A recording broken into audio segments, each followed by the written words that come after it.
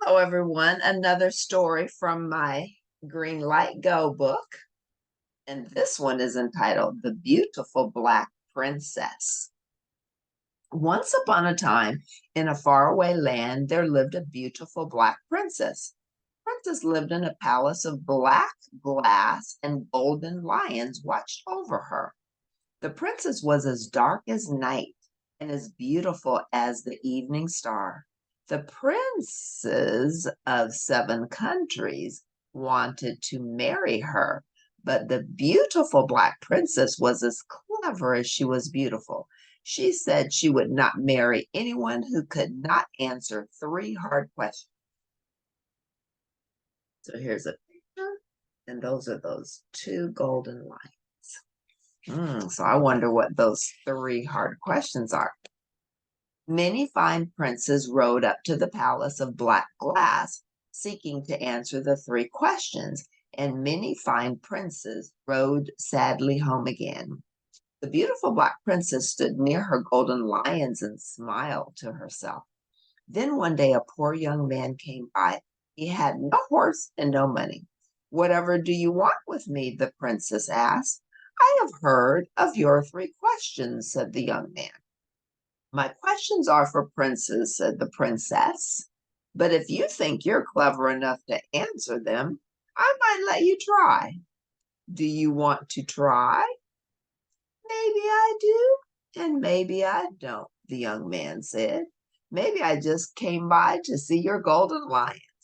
The young man sat down and began to sing. The golden lions came nearer and nearer to him. At last they lay down next to him.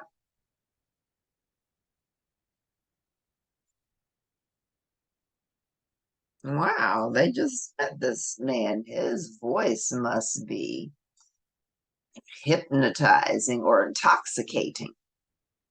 "Well," said the beautiful black princess, "you have seen my golden lions. Are you going now?" "Maybe I am, and maybe I'm not," said the young man. "Maybe I just came by to see your black glass palace." "Then look at it," said the princess. The poor young man walked through the rooms of the palace with the princess and the lions behind him. When he had seen all of the palace, the young man sat down on the black glass steps outside and began to sing some more. "Well," said the beautiful black princess, "now you've seen my palace. Are you going?" "Maybe I am, and maybe I'm not," the young man said. "Let me hear the 3 questions. I'll see if I care to answer them." "One at a time," said the princess. "The first question is, what is the smallest thing in the world?" "Oh, that's easy," said the young man. He put his hand on the head of one of the lions and caught a flea. He held his hand out and showed it to the princess. "Here it is," he said.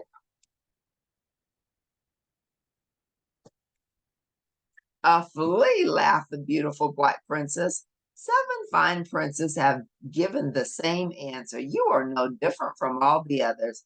"Wait," said the young man. "I did not say that this flea that you see was the smallest thing in the world. The smallest thing in the world is the flea you cannot see.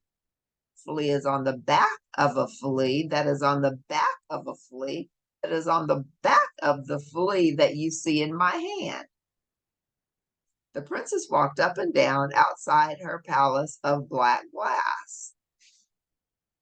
"Well," she said at last, "that was a very clever answer." "What is your second question?" asked the young man. "The second question is this," said the princess. "What is the biggest thing in the world?" "That is easy too," said the young man. He held out his hand. "The biggest thing in the world is my hand." "In your hand?" said the princess. "But there is nothing in your hand." "Nothing at all." The young man smiled. "Not so," he said. "There is air on my hand and air all around my hand. There is air over the whole world, so air must be the biggest thing in the world." He has his hands. That's a very clever answer. "Well," said the princess, "that is a good answer. Will you try the third question now?" "I will," said the young man. "Tell me then," said the princess, "what is the most beautiful thing in the world?" The young man patted the heads of the golden lions and smiled to himself. That is easy, he said, the easiest of all. The young man picked up a looking glass and gave it to the beautiful black princess. She looked in the glass and saw herself.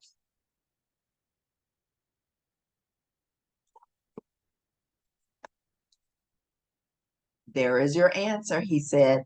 The princess began to laugh. Oh, clever young man, she said. You are the best one of all. But how can you marry me?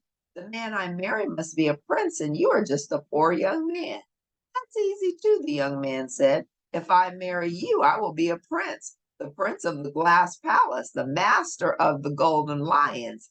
So the poor young man won the beautiful black princess and became her prince. And some said that the new prince was even more clever than his princess, but not the prince. He always said that no one could be as clever or as beautiful as the beautiful black prince. Smart man. So there they are. They live happily ever after. They're the two lions. So the story was cute. He won her heart. She thought she needed a man who had a lot of money, but he was clever, he was smart, and he won her heart. So sometimes you accept a challenge and look what you get.